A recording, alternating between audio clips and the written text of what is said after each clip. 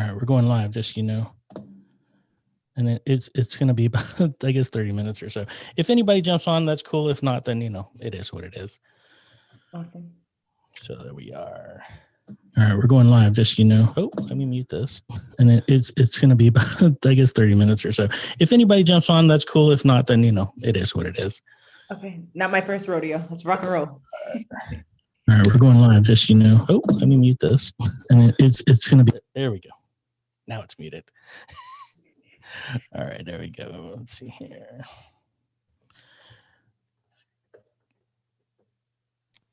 Can you hear me? Yes. Okay, there we go.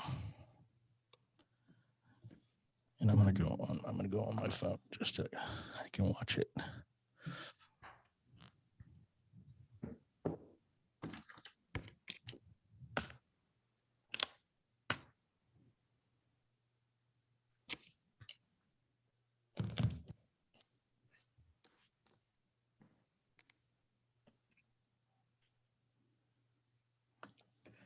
All right, if anybody jumps on, I will be able to read the comments. All right, let's get started here. Hey guys, welcome to Creative Entrepreneurship, a podcast dedicated to helping other entrepreneurs build their business based on the successes and failures of other entrepreneurs. Today we have an amazing guest. We're going to be talking about keeping faith in the business. Please help me welcome Gigi Sabbat. How are you doing today? Fantastic. It's an honor to be here. And I'm really excited to talk about this. This is one area, one topic that we have not talked about, as faith in the business, and also the motivational part of being in business and how, being motivated and keeping faith in your business is important in sustaining and perseverance and grit and just building your business overall. Why don't we start out by getting a little bit of information as to who you are, what you do, and how you help people?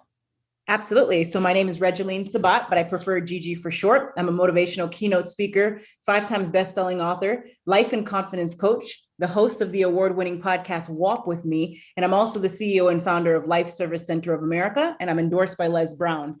Now, almost 3 years ago, I almost lost my life, death by strangulation in a domestic violence relationship while in law school. And I'm just grateful to be here today. And so we talk about the company that I launched recently, Life Service Center of America. And so that came about after I almost lost my life.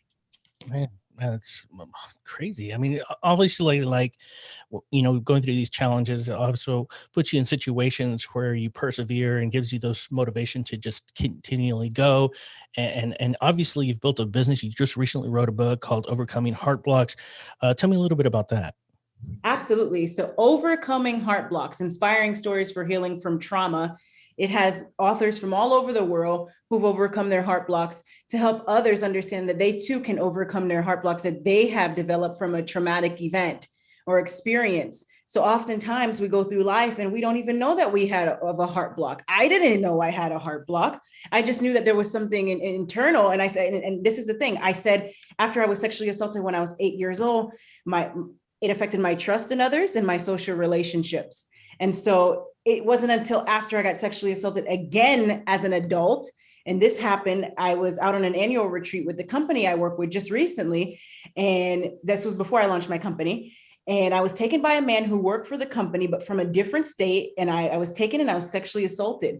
And so after that, I pretty much became numb to pain. And for me, I just remember sitting here saying, I don't like that feeling. And then I was doing interviews and I was being asked these questions in regard to that component. And so I wanted to share these things. A wise man once said, you need to share your story. It's going to help save someone's life. It may save someone's life. It may help someone.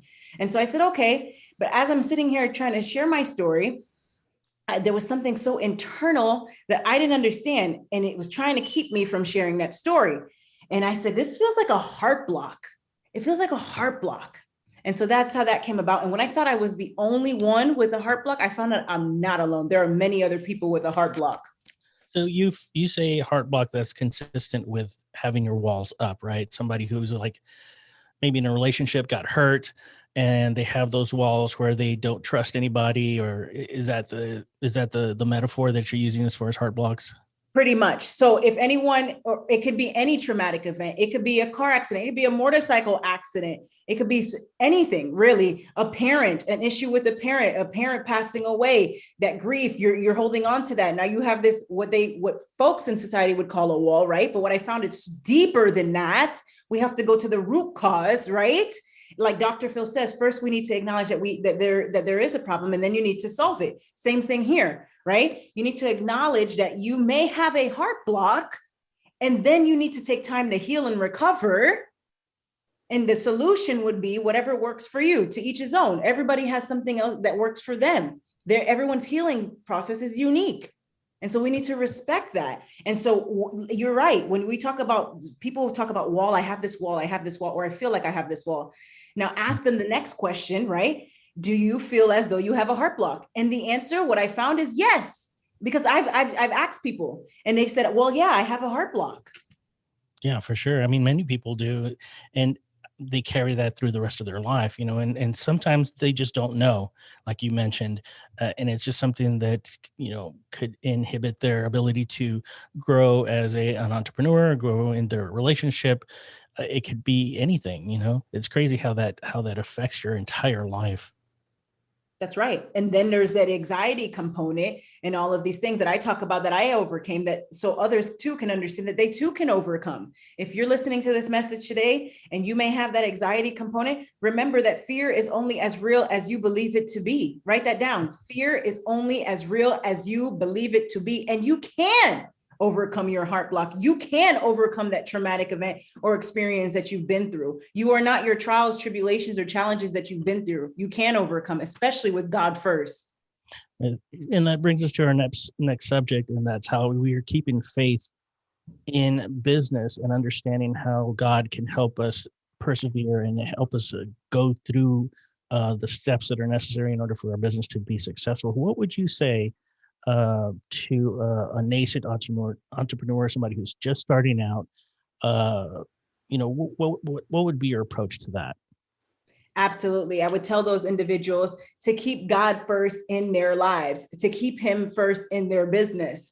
Too often in our society, what happens is folks get to work and they clock God out. They say, okay, I'm at work now. Now I have to leave my religion out the door.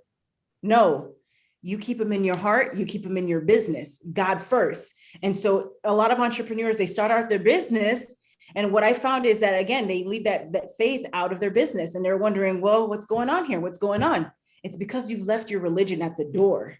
Whatever God you believe in, Allah, higher power, Buddha, God, you need to keep him first in your life.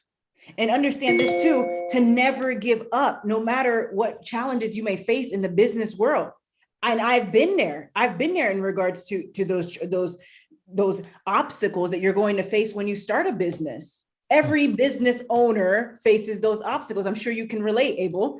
And when you started your business, everybody goes through there, but it's okay. Understand that is a season, but your mindset, if your mindset is in the right place and you keep God first, there's nothing that you can't overcome.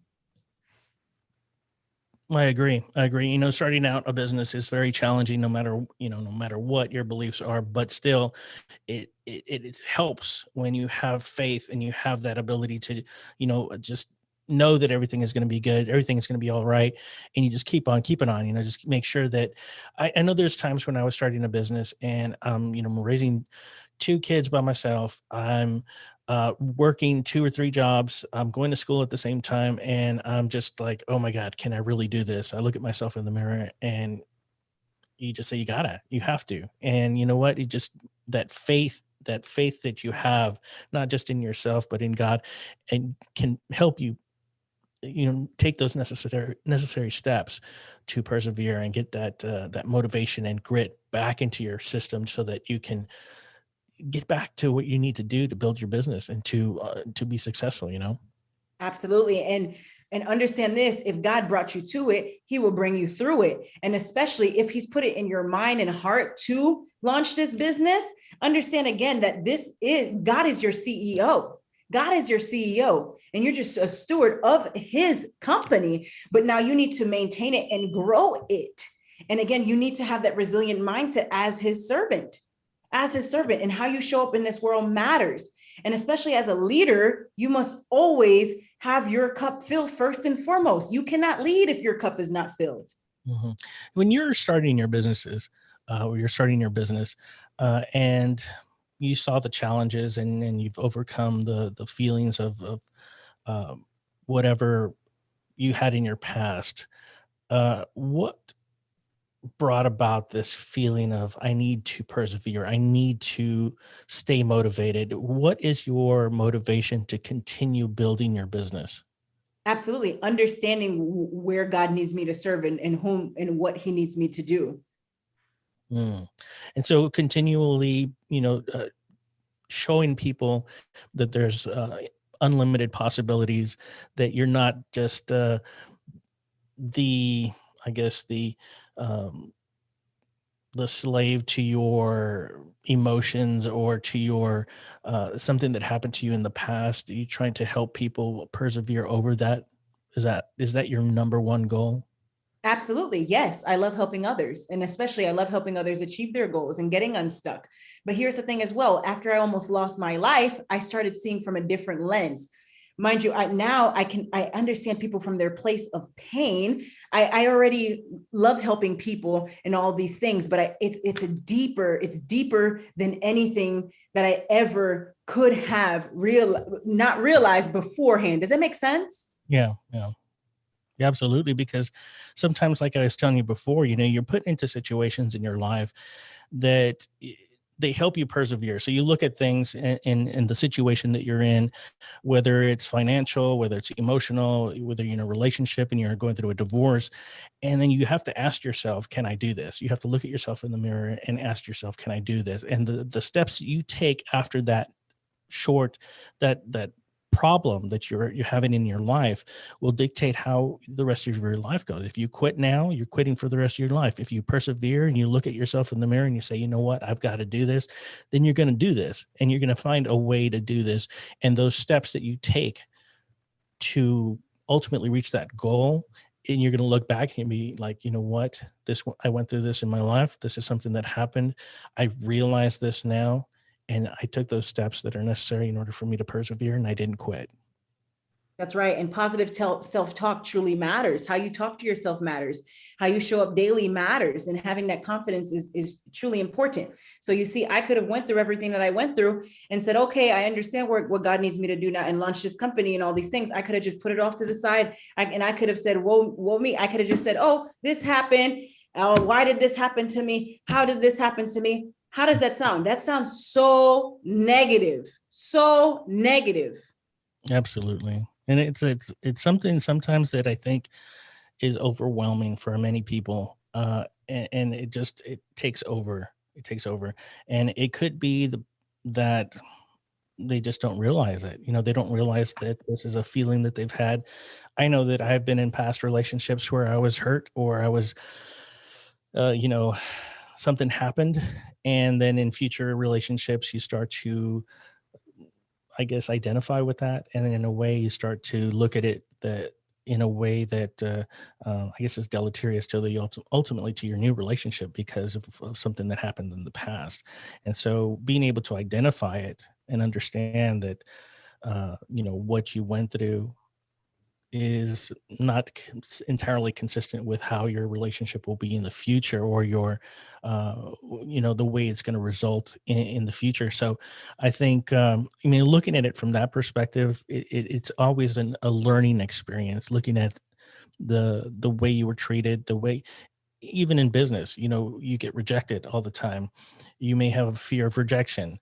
You look at ways in business in which you need to be out there and put yourself out there. Maybe you're feeling a little introverted because every time you put yourself out there, somebody would criticize you, or whatever. So there's certain things that you have to look at and really overcome those. And once you've overcome those, you look at in retrospect, and you're like, wow, that is actually what was wrong with me, or that's really what I was thinking.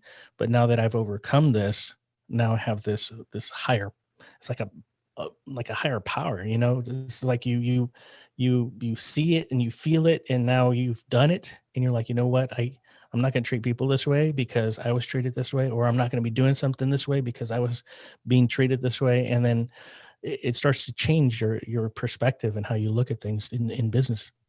That's right. And I have a quote for that: leave the past in the past and take the lesson with you. Because honestly, do you really want to carry that baggage in you said a relationship, right? So here, let's use that as an example. Do you really want to bring that baggage into your new relationship? No, leave it at the door. Leave it at the door. If you go into a new house, are you going to bring the trash from your past home? Are you going to take all the old furniture in there? No, you're going to leave it out the door.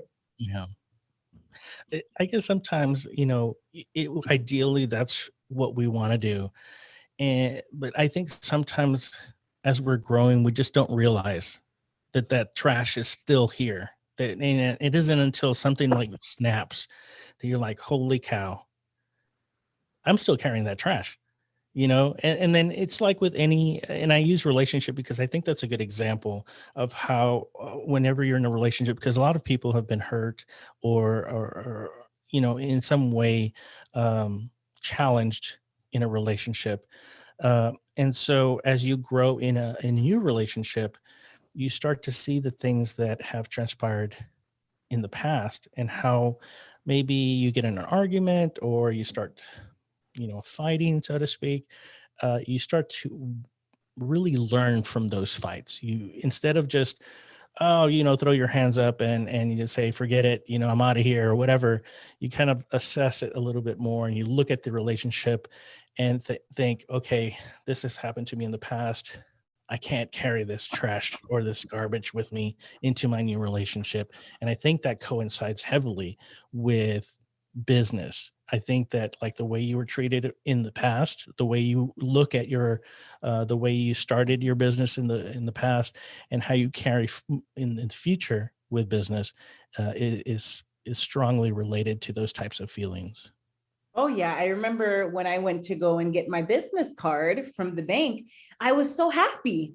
And I remember the lady saying to me, "Why are you so happy? I've never seen anyone like that." I said, "What do you mean?" She said, "Well, most people who come and get their business card, they're angry." And she shared a story with me in regards to a gentleman who was very upset that he had to get a business card.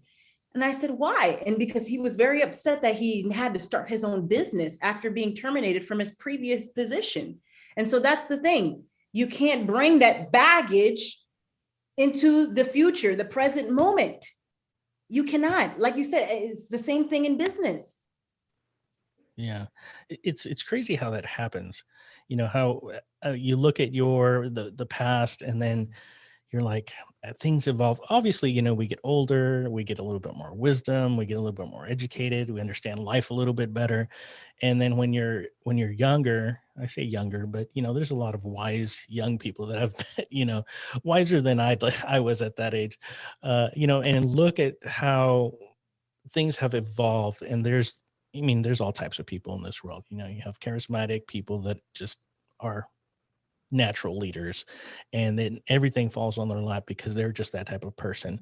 But there are people who have to evolve and get better, and look at the past and how that has affected them, and look at how their actions have resulted in whatever they are right now.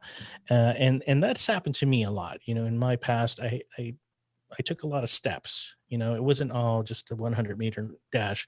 There was a lot of steps. I had to climb those bleachers quite a bit in order to, get to where I am right now. It wasn't just something that just kind of fell on my lap. Or I know that there was challenges on my part where I had to put myself out there, and I was reluctant. And because of my reluctance, or my procrastination, so to speak, then it didn't happen for me. But now you look at people in the same, I guess, in the same race, if we're going to keep that metaphor, in the same race, then you see those people surpassing you, and you have to kind of think it to yourself, what is it that I need to do, or what is it that needs to happen in order for us to get to that 100-meter line, and just really get to that point because how am I keeping myself back? Why am I not up there? And those questions really need to be answered. And as I grew, those answers were available to me later. It wasn't just I didn't see it right away. And as I moved forward with my business, and I figured out stuff. I went, and I got educated, and I figured things out, and I was able to talk to other entrepreneurs and figure things out. And so as things happened and as things grew, I was able to do that. And I think that if we look at the past and we look at our relationships and how we grew, it's a great stepping stone for not just educating other people and helping them to build their business, but also yourself. Absolutely. Absolutely. And so we have to take that time to self-reflect and listen to him and listen to God and listen to his direction and what he needs us to do and where he needs us to serve. Most often folks are drifting and they don't even know it. But once you realize that and you're aware of your habits and your behaviors and your actions, then you can get quiet and listen to him. So if you're listening to this message today, I highly recommend getting quiet and listening to him. Yes. That's a good way for you to think about your life and things that you need to do, and have that energy absorbed, just to get that new perspective, I think. And I Yes. think a lot of us don't do that. Just sit back and listen, not just to, what's going on in your life, but try to absorb as much energy as you can, and see what direction your life can take. We're getting close to the end of the podcast, and I usually like to ask my guests if you have any words of wisdom or some rules that you live by. Absolutely. I would definitely tell your audience to hold on to the faith and keep God first in your life and maintain a resilient mindset as well. No matter what you go through in this lifetime or in business, to keep that mindset. Oftentimes you may have a negative mindset, but you need to shift your mindset from a negative mindset to a positive mindset. That's the warrior's mindset right there, and maintain it, because you are in control of your mind, body, soul, and spirit, right? But here's the thing, right? You need to let go and let God, and understand that whatever happens externally to you, that again, you're not what happens to you, but you still need to maintain that self-control and that self-discipline and that emotional intelligence.